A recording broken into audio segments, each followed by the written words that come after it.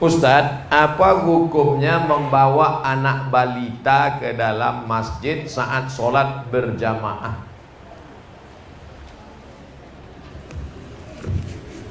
Ada sebagian pengurus masjid anti sama anak kecil. Kalau nengok anak kecil, pulang. Naik darah tinggi, kolesterol naik. Kalau di Masjid Al-Muhajirin masih ada anak-anak lari-lari, lompat-lompat, jerit-jerit, berarti 20 tahun lagi masih tetap ada sholat berjamaah. Takbir. Anak kecil dibagi 3, siji loro telu. Yang pertama namanya sobi, 4 tahun ke bawah.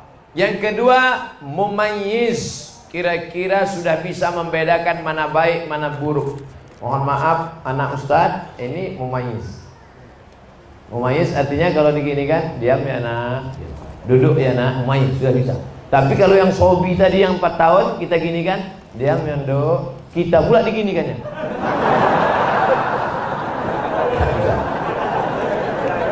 Yang ketiga amrod. Amrod hampir akil balik, jenggot hampir tumbuh, halus-halus. Amrod pakai dal bukan bot. Amrod kalau bot penyakit. Sobi, mumayyiz, amrod. Yang dibawa sholat ke masjid mumayyiz. Adapun yang usia 3 tahun tak bisa dibawa. Karena waktu sebelum sholat bisa kita kasih tahu, "Dok, kene yo, nggih." Begitu kita takbir, Allahu Akbar, lari dia. Kebetulan bapak yang di situ ada bawa kacamata, diletakkannya di bawah. Setiap anak tuh lewat, bapak gitu. Akhirnya salam bapak itu cuma sekali aja. Assalamualaikum warahmatullah. Anak sampean niki ya. Anak sampean iki, kata yang sebelah ngamuk, kata yang sebelah lagi, ojo dikeplai, pateni aja.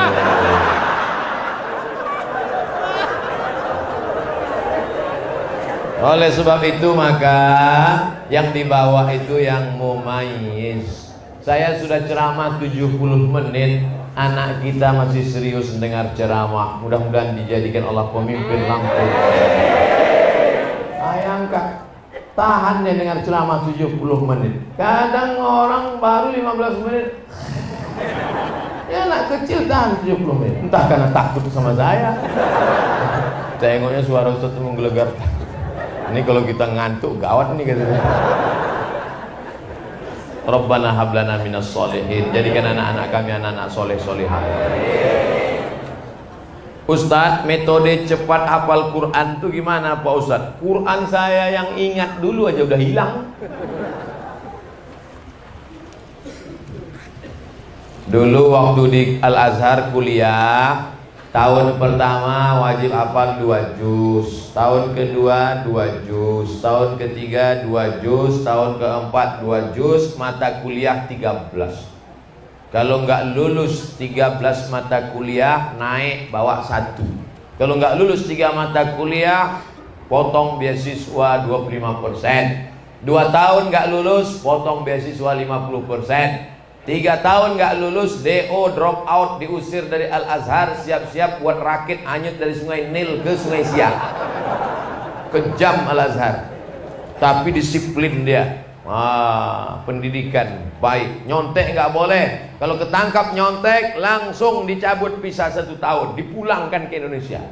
Begitu pulang saya jadi dosen, saya terapkan di kelas, jangan nyontek. Yang nyontek awas. Kata mahasiswa, sama bapak aja nggak boleh, yang lain boleh. Nah, dulu kami menghafal tuh karena takut nggak naik, takut nggak makan, takut nggak beasiswa, takut putus. Sebelum sholat subuh hafal 1 halaman. Sebelum sholat subuh, karena waktu itu kepala masih kosong, memori masih kuat. Sebelum sholat subuh hafal 1 halaman. Nanti diulang pada saat sholat qabliyah. Qabliyah zuhur, sholat zuhur, ba'diyah zuhur, qabliyah asar, qabliyah maghrib, ba'diyah maghrib, qabliyah isya, ba'diyah isya. Diulang dalam sholat. Setelah itu didengarkan ke teman, hafal sebelum subuh, diulang-ulang dalam sholat, didengarkan ke teman, namanya tasmih. Bro, coba dengarkan bacaan saya. Yang keempat, ditulis di kertas. Karena sekali menulis di kertas sama dengan mengulang 10 kali. Karena nulis itu pelan. Itu yang kami pakai dulu. Apakah seorang ibu single mom? Ternyata di desa Semulijaya ibu itu sendiri disebut single mom. Apakah peran seorang single mom untuk menggantikan, memberikan peran seorang ayah kepada putranya Pak Ustadz? Iso apa ora iso? Bisa nggak seorang ibu menggantikan peran seorang ayah? Bisa kan ya? Langsung mereka jawab. Nabi Isa ada nggak ayah? Apakah Nabi Isa lalu kemudian nakal? Dan ketika ditangkap oleh polisi, kenapa kau nakal? Kurang kasih sayang. Nabi Ismail alaihissalam diantarkan Nabi Ibrahim ke kota Makkah al-Mukarramah. Setelah itu Ibrahim pulang ke Palestina. Artinya apa? Perempuan bisa membesarkan anaknya tanpa suami, tapi suami tak bisa membesarkan anaknya tanpa istri. Mana yang lebih hebat, laki-laki apa perempuan? Tengok, ngaku mereka. Tes, habis baterai. Artinya peran ini masing-masing mesti ada, tapi peran anak yang paling lama adalah dengan ibu. Karena dalam perut 9 bulan 10 hari perut siapa? Perut ibu. Yang menyusukan 2 tahun siapa? Ibu. Yang mengeluarkan meregang nyawa sampai dijahit siapa? Ibu. Adapun bapak peluk cium, kasih sayang, suruh ngurang bacaan. Makanya ibu sampai 3 kali ummuka, ummuka, ummuka, abuka. Karena ibu yang mengandung, melahirkan, menyusukan. Yang sempurna dapat kasih sayang ibu, dapat kasih sayang bapak, tapi yang lebih adalah ibu, ibu, ibu. Ini semua yang hebat-hebat ini, Bapak Bupati, Wakil Bupati, Bapak Sekda, alim ulama, semua laki-laki yang hebat ini keluar dari rahim ibu.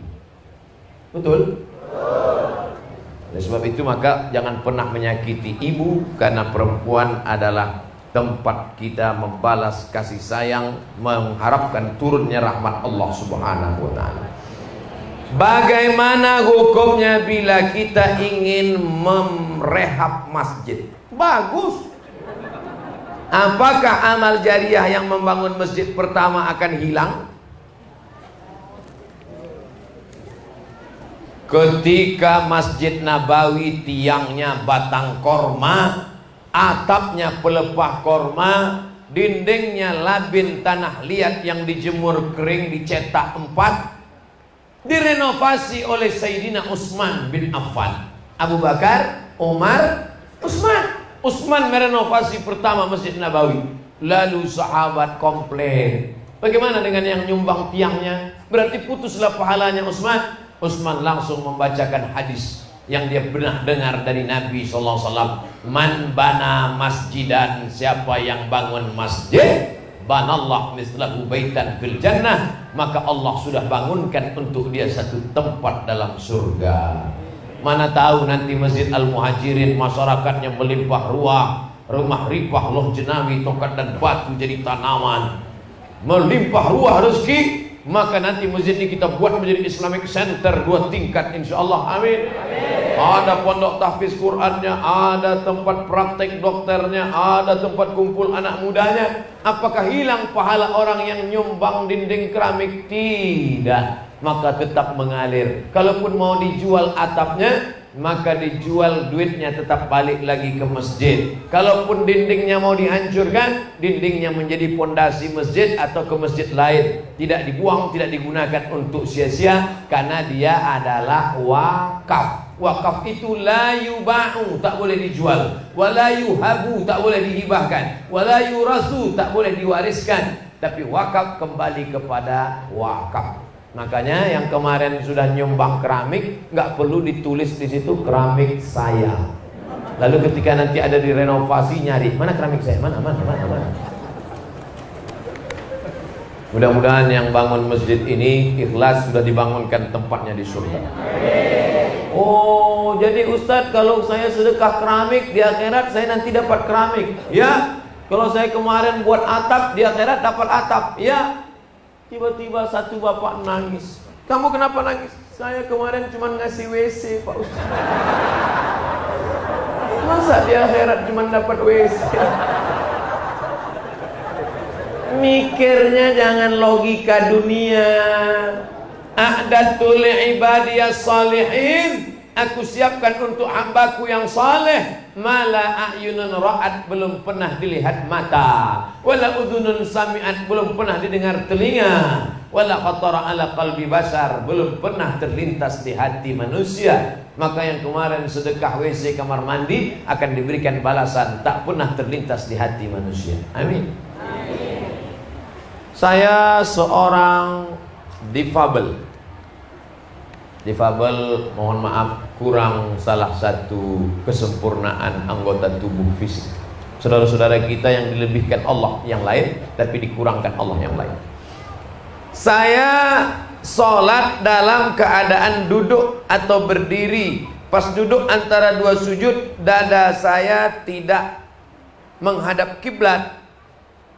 Bagaimana Ustadz? Soalnya ada orang mengatakan sholat saya tidak diterima karena tidak sempurna.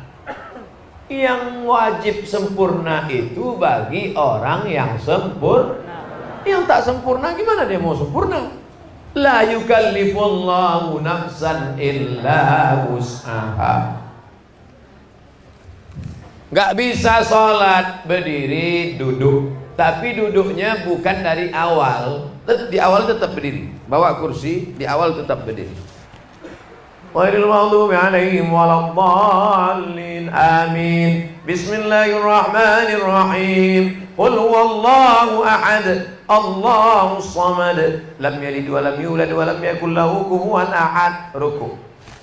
Allahu akbar. Sami Allahu liman hamidah. Apa sujudnya baru duduk. Bukan dari awal duduk. Ustaz mau duduk aja banyak gaya. Saya praktek ini. Nah, jadi kalau memang dia bisa berdiri. Tapi kalau dari awal tak bisa berdiri. Orang yang kena vertigo nggak bisa berdiri. Vertigo nggak bisa. Asalnya goyang apa? Goyang. Dari awal tak bisa. Takut tumbang. Dari awal duduk. Allahu akbar. Rukuknya setengah. Allahu akbar. Sami Allahu liman hamidah. Sujudnya lebih rendah. Apakah kening mesti ditempelkan? Mau ditempel kemana? Takkan tempel ke tiang. Nah, oleh sebab itu maka ini termasuk dalam orang yang tak sempurna. Atau maaf cakap, tulang belakang bungkuk, lalu tidak bisa menghadap ke kiblat. Yang penting arah dia sudah. Fawalli wajhaka syatral masjidil. Adapun orang yang sempurna, maka semuanya mesti menghadap. Wajahnya menghadap, dadanya menghadap, matanya ke arah kiblat. Barulah diangkat takbiratul ihram bagi yang sempurna. Orang tua kami anaknya perempuan semua. Bagus, dapat mantu sugih. Dalam Islam hak perempuan istri ada pada suami. Jika suami tersebut pelit terhadap orang tua istri, bagaimana orang tua kami saat beliau tua dan tak berdaya, Pak Ustadz? Makanya sebelum dapat mantu buat tim fit and proper test. Mudah-mudahan ibu-ibu yang punya anak perempuan dapat menantu yang soleh-soleh macam mereka. Ibu dari sekarang mulai tengok-tengok mana calon-calon menantu. Yang senyum, yang lajang aja.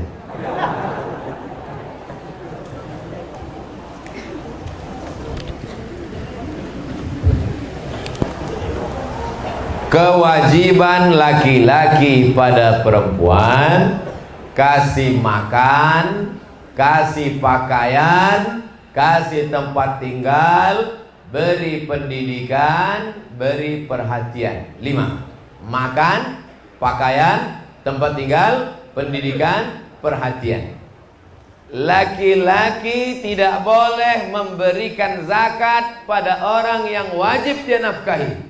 Tak boleh bapak beri zakat kepada istri. Adinda, ini 3 juta zakat kanda, sekaligus belanja 3 bulan. Nggak bisa. Laki-laki tidak boleh memberikan zakat pada mertua. Kenapa? Karena istri, anak, orang tua, mertua wajib dinafkahi. Istri, anak, orang tua, mertua wajib dinafkahi. Beda dengan saudara. Saudara tak wajib dinafkahi, tapi saudara dibantu boleh, dianjurkan. Tapi mertua, orang tua, bagaimana mungkin dia memberi anaknya yang dikandungnya 9 bulan 10 hari, dibesarkannya dengan tetes 10 keringat air mata, setelah anak itu gadis diberikannya kepadamu hanya dengan mahar seperangkat alat sholat dan kitab suci Al-Quran? Kenapa dia beri anak gadisnya? Itu karena dia ikhlas lillahi ta'ala. Oleh sebab itu jangan kalian laki-laki membuat calon-calon ibu ini kehilangan anaknya, tapi justru ibu ini akan berkata, alhamdulillah Ustaz, dulu saya menganggap kalau anak saya dibawa oleh laki-laki ini anak kami hilang, tapi ternyata kami malah dapat 2. Anak kami tetap ada dan menantu kami adalah orang yang luar biasa. Tapi sayangnya itu hanya ada di sinetron saja. Dan di desa Semulijaya ada calon-calon yang baik-baik, yang soleh-soleh. Wajahnya kelihatan tuh orangnya lembut, wajahnya baik, cerah, tapi pelitnya minta ampun. Pak Ustadz, saya mau tanya masalah riba Pak Ustadz. Apakah sama dosa si periba yang memberikan pinjaman uang dengan si korban yang minjam uang? Yang minjam kena riba, yang makan uang riba juga kena riba. Sama. Saya pinjamkan 100.000, bayarnya 120.000. Pinjamkan 1 juta, bayarnya 1.200.000. Lalu dimakan duitnya. Mana ada orang makan duit? Duitnya dibelikan lontong sayur. Allahumma barik lana fima razaqtana wa qina azabannar. Yummy.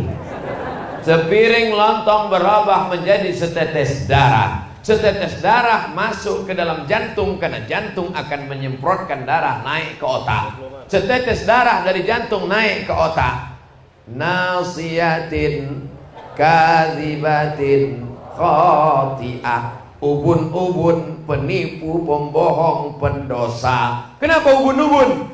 Karena dari jantung naik ke ubun. Jangan sampai ubun-ubun anak kita kotor karena kita kasih duit riba, baik yang meminjam maupun yang memberikan pinjaman riba. Sepiring nasi goreng. Kok tiba-tiba Ustadz dari lontong ke nasi goreng? Terserah saya, yang ceramahkan saya. Sepiring nasi uduk, sepiring ayam penyet berubah menjadi setetes darah, darah berubah menjadi daging. Ayyuma lahmin nabata min haramin, setiap daging di badan tumbuh dari yang haram, fannaru aulabi, tempatnya api neraka jahanam. Nanti di akhirat ditimbang. Abdul Somad beratnya 50 kilo, yang halal 10 saja. Maka berapa lama kita mampir di tempat transit di Obo-Obo sampai bersih, yang haram itu dibakar, barulah masuk ke dalam surga. Pada tiap pagi tiap petang kita berdoa, Rabbana atina fid dunya hasanah wa fil akhirati hasanah wa qina adzabannar. Selamatkan dari api neraka. Tapi badan kita santapan api neraka gara-gara riba. Hati-hati, yang meminjam-minjamkan uang berhenti. Hai, yang suka minjam-minjamkan uang berhenti. Stop. Ustaz kok nunjuk kami? Saya nunjuk kamera supaya nanti di share dia nonton. Hai kau yang minjamkan uang. Alladzina yakuluna riba, orang yang makan riba, la yaqumuna illa kama yaqumul ladzi yatakhabbathu asyaitanu minal mas. Yatakhabbathu asyaitanu minal mas. Orang yang makan riba nanti di akhirat bangun dari kubur seperti orang kerasukan setan. Kerasukan setan itu bahasa Jawanya apa? Kesambet, kesurukan. Nah, itulah dari itu. Na'udzubillah. Mudah-mudahan kita selamat, anak cucu kita dari riba. Lebih baik penampilanmu bersahaja sederhana daripada kaya tapi karena riba.